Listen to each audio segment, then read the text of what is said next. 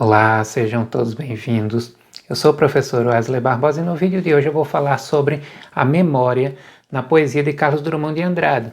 Drummond, que é o poeta do ano aqui no canal, em que nós dedicamos um vídeo por mês a algum tema ou algum aspecto de sua obra, algum poema.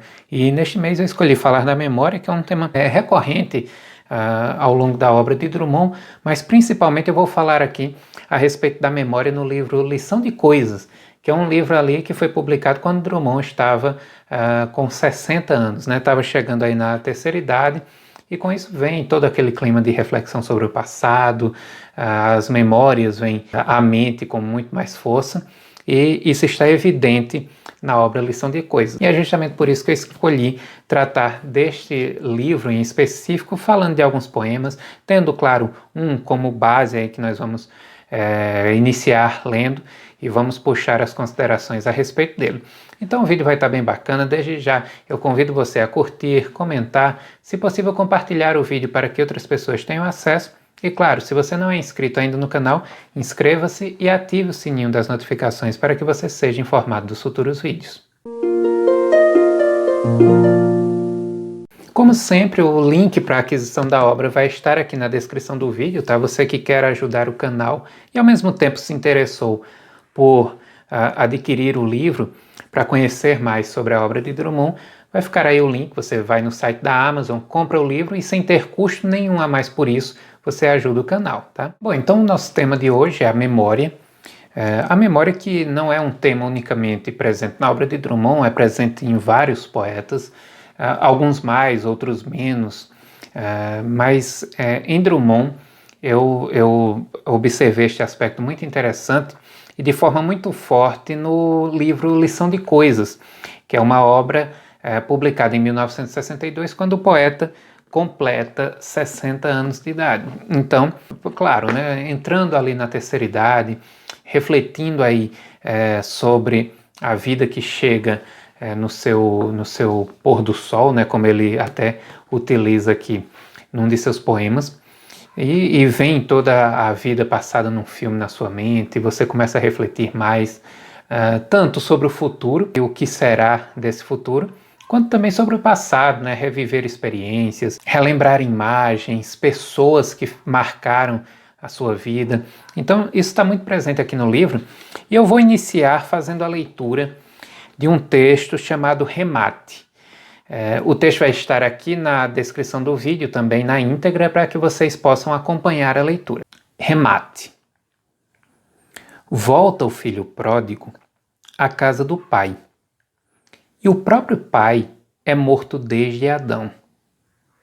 Onde havia relógio e cadeira de balanço, vacas estrumam a superfície.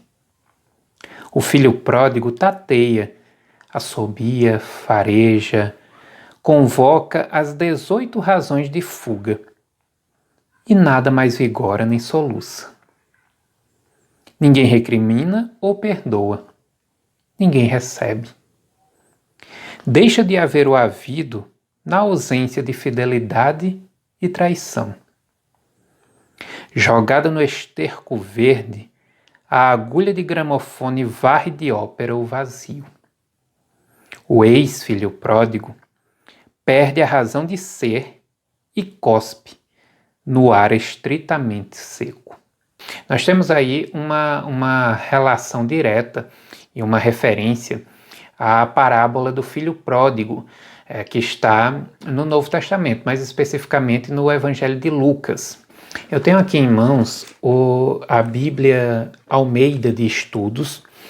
É uma Bíblia de estudo, ou seja, uma Bíblia que não apenas tem o texto bíblico, mas também tem notas de rodapé. E eu gosto muito da tradução Almeida, né?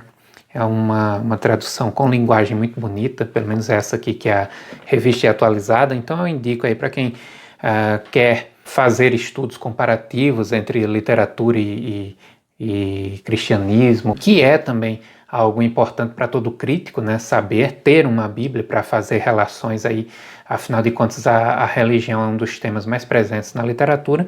Então eu deixo aí a dica desta Bíblia, que é muito boa, tá? Eu vou fazer aqui a leitura de alguns trechos do capítulo 15 de Lucas, que é onde especificamente vai ser tratada da parábola do filho pródigo, e vocês vão ter uma noção mais exata da relação que há entre o poema de Drummond, Remate, e a parábola em questão, tá?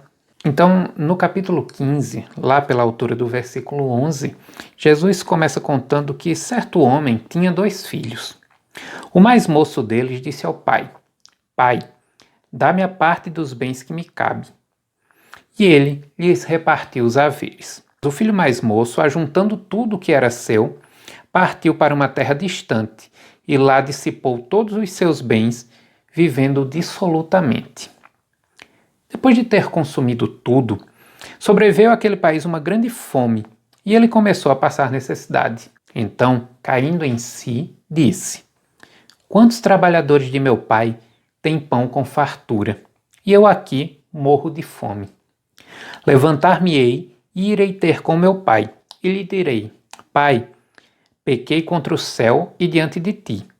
Já não sou digno de ser chamado teu filho. E, levantando-se, foi para seu pai.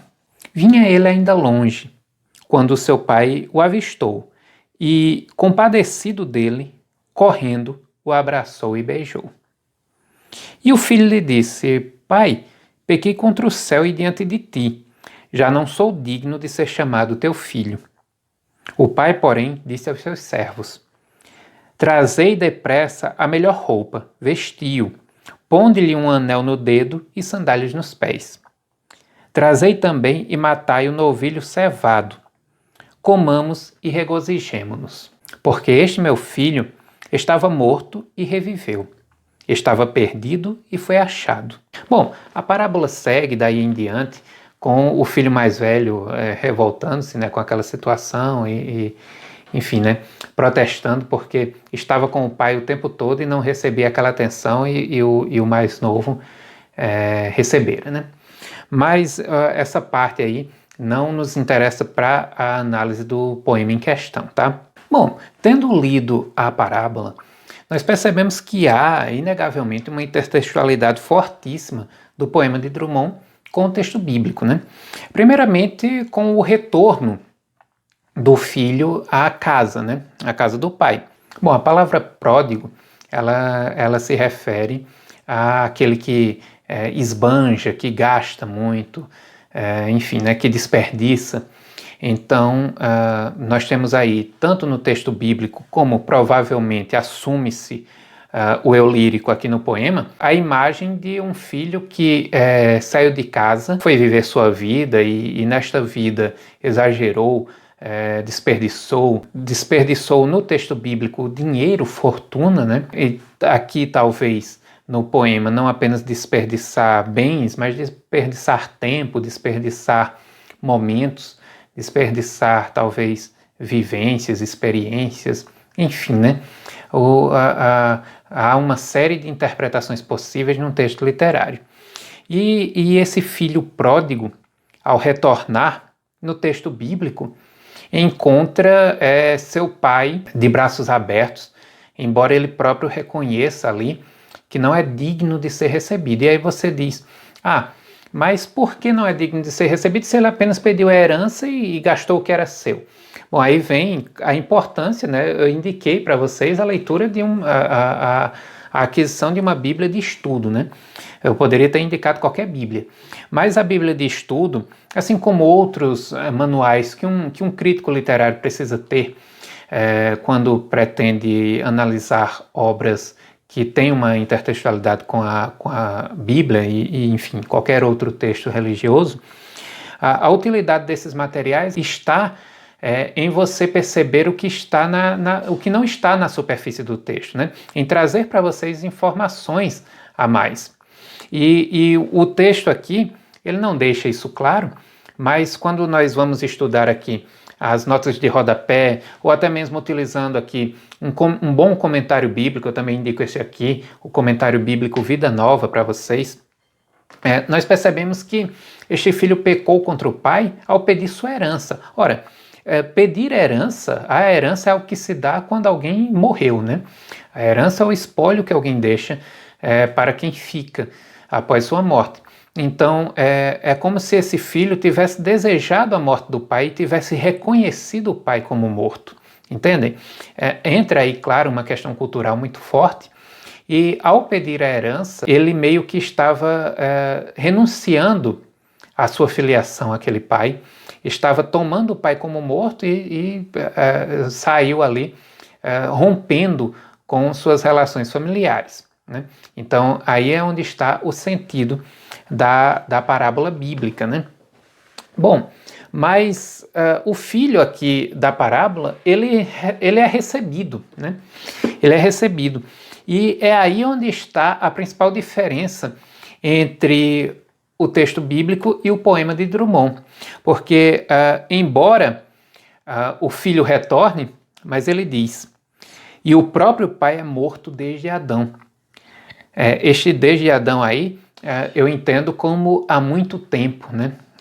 O pai já falecera há um bom tempo. E os indícios disso aí vêm mais adiante, né? Aquele ambiente, um ambiente rural, como nós vimos na leitura, já se degradou, né? Onde antes havia construções e etc., espaços ali de convivência, agora o gado estruma, né? Ou seja, virou pasto e tal. Então, é um filho que perdeu o pai já há um bom tempo, né? Então, este filho não é recebido. É interessante que ele diz, o filho pródigo tateia, assobia, fareja, convoca as 18 razões de fuga. Essas 18 razões de fuga, 18 motivos, né, para ter saído de casa, nós vemos aí que não é propriamente uma questão financeira, como no caso da parábola, mas provavelmente podemos entender essas 18 razões como a grande quantidade de motivos e desgastes nas relações e etc. Mas também o 18 aí como representando a própria maioridade do eu lírico, né? Ou seja, assim que tornou-se maior de idade, saiu de casa, né? Então pode ser uma das interpretações que nós tenhamos aí. E aí é onde vem o peso desta volta, né? Porque o filho pródigo da parábola, ele tem o perdão do pai, o amor do pai e a crítica do irmão. Mas esse filho pródigo aqui do poema de Drummond, ele não tem nada disso. E ele diz, ninguém recrimina ou perdoa, ninguém recebe. É uma volta para o nada, né? É uma volta para o vazio. Deixa de haver o havido na ausência de fidelidade e traição. Então, se não tem alguém ali para recebê-lo, deixa de ter a fidelidade, deixa de ter a traição, deixa de ter a própria relação familiar. E isso vem com muito peso lá no momento final do poema, onde ele diz, o ex-filho pródigo perde a razão de ser e cospe no ar estritamente seco. O ex-filho pródigo, ou seja, este filho que saiu de casa, deixou seu espaço ali de convivência familiar, deixou seu pai, talvez aí uma relação que tenha se perdido realmente ao longo do tempo sem sequer contatos por meio de cartas, enfim, telefonemas é difícil imaginar, né, pela época, principalmente por ser um espaço rural, mas cartas ou, enfim, algum retorno para uma visita, nada, né? A gente fica com essa impressão. E essa relação que se rompeu, diante da ausência do pai que o receba, que o perdoe, que o condene, anula a própria subjetividade que está ali. Então, ele já não é filho, ele já não é pródigo. Ele é um ex-filho pródigo, alguém que não tem mais nenhuma ligação com aquele espaço, né? Perdeu sua razão mesmo de estar ali.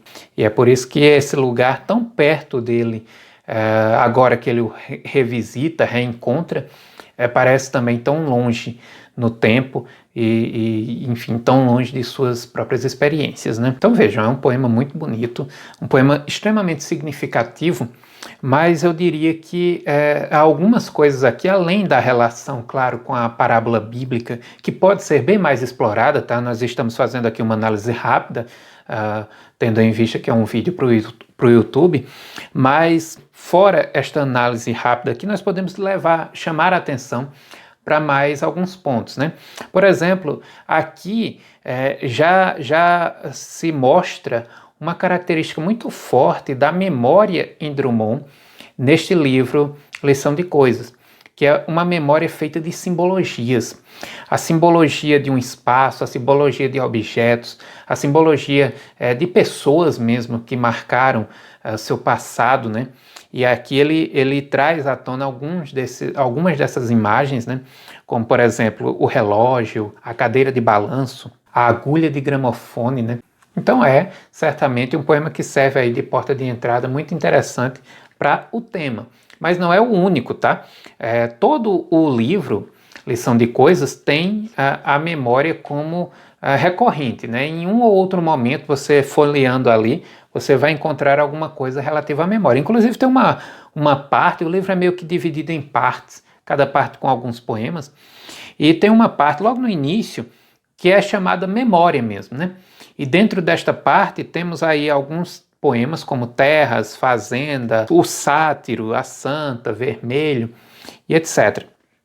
É uma parte em que, novamente, é um eu lírico voltando ao passado, né? Voltando para sua infância, para espaços, para memórias que se perderam no tempo, que ele recobra a partir de uma simbologia muito forte.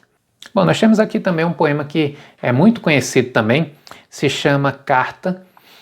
Ele tem mais de um poema chamado Carta, eu conheço pelo menos assim de memória, pelo menos dois, né? Um lá em Claro Enigma e outro aqui no Lição de Coisas, mas é especificamente este poema Carta aqui do Lição de Coisas que eu vou trazer para vocês.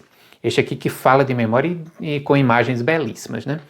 Então ele diz: Carta. Há muito tempo, sim, que não te escrevo. Ficaram velhas todas as notícias. Eu mesmo envelheci. Olha, em relevo, estes sinais em mim, não das carícias tão leves que fazias no meu rosto.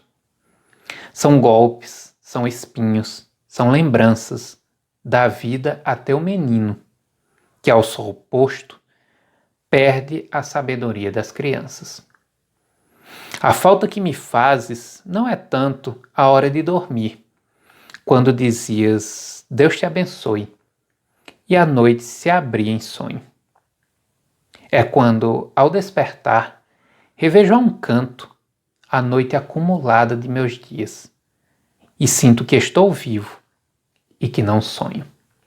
Vejam que poema, que soneto bonito, né? É um soneto aqui, né? Ou seja, nós temos 4 estrofes, sendo as 2 primeiras de 4 versos e as 2 últimas de 3 versos.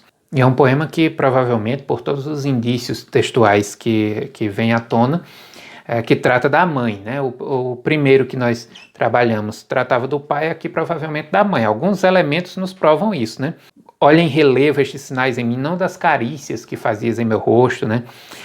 São lembranças da vida teu menino. A falta que me faz não é tanto a hora de dormir, quando me dizias Deus te abençoe, ou seja, todas essas evidências nos mostram aí a figura de uma mãe. E este filho aí, há tanto tempo que não escreve, e aí este escreve pode ser em vários sentidos, né? Ele, claro, né, tem o sentido mais superficial da escrita de cartas, né?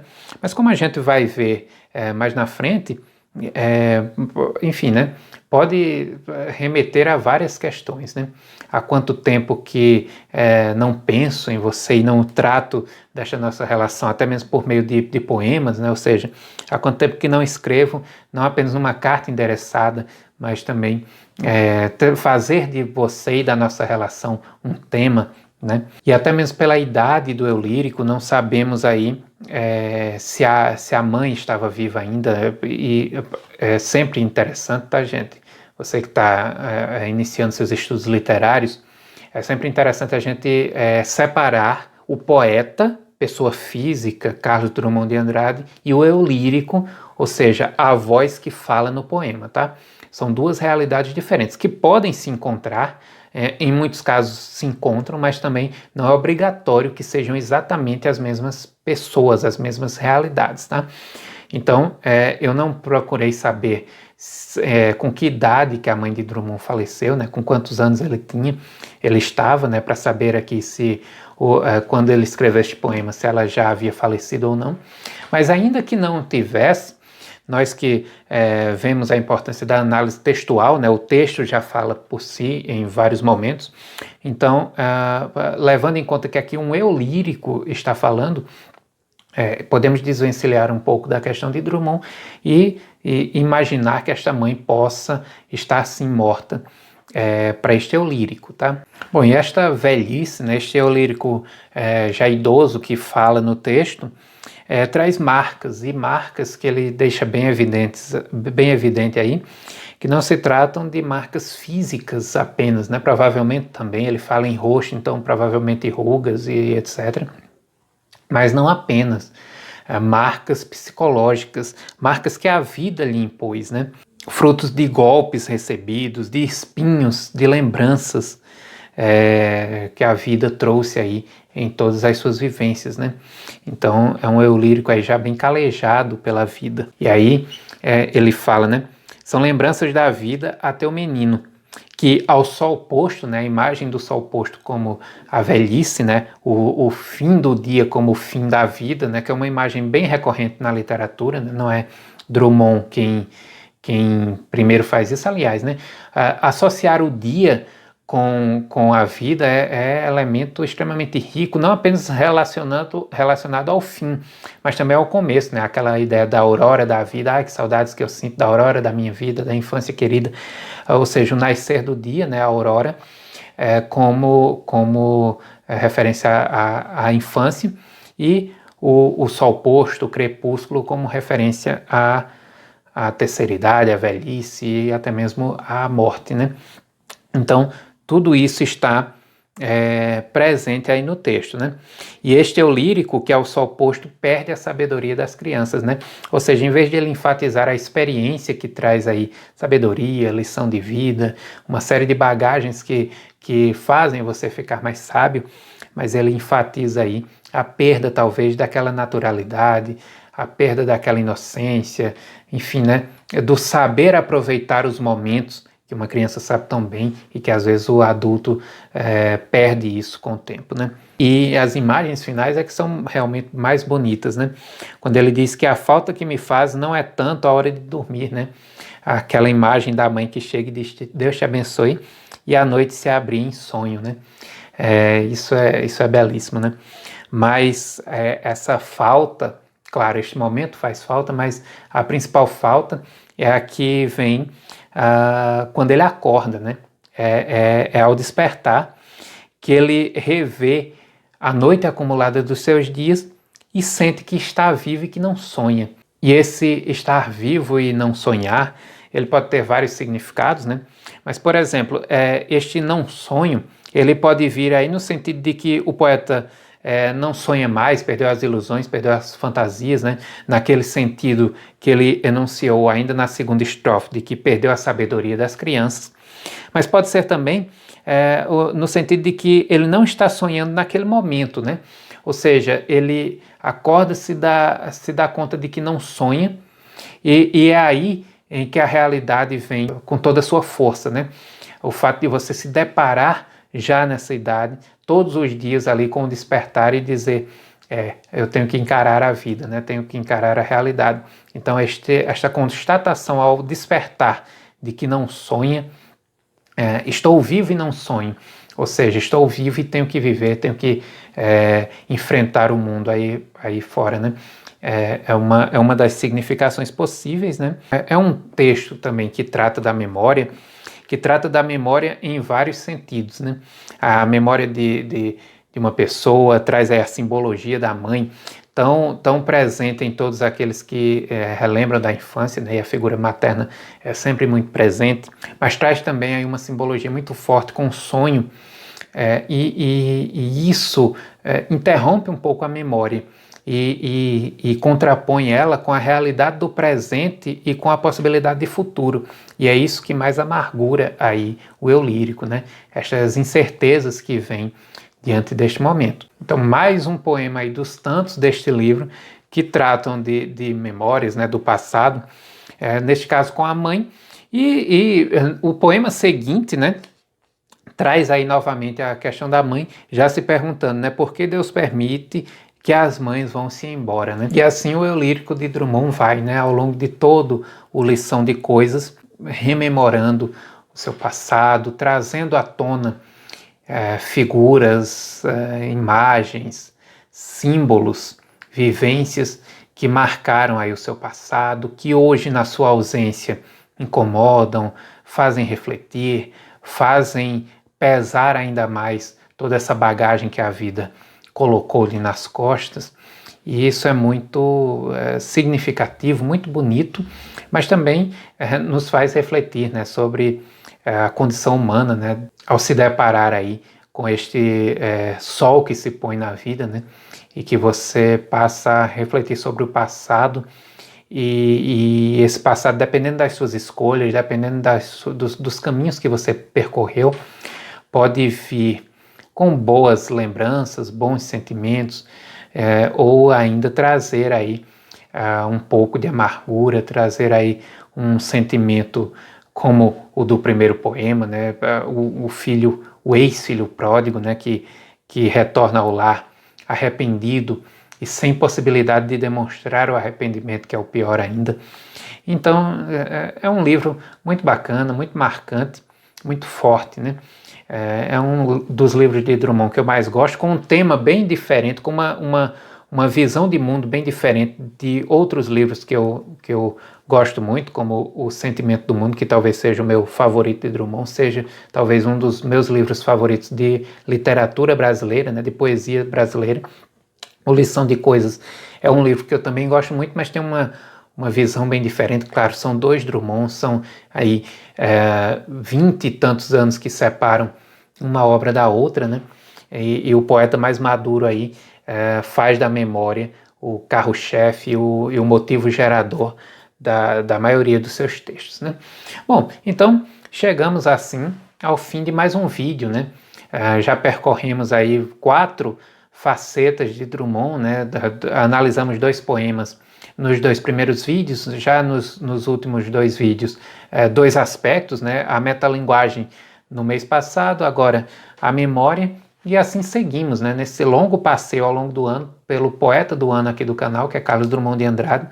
Espero que com isso, e o feedback de vocês já tem sido importante, já tem me animado muito, porque algumas pessoas já responderam aí nos comentários, que têm visto a poesia com outro olhar, têm visto a poesia com um encanto diferente a partir desse trabalho. Isso aconteceu comigo, né, quando eu entrei na universidade, que tive a oportunidade de ver professores trabalhando poemas a fundo, mostrando as significações, explorando o máximo de sentidos possíveis.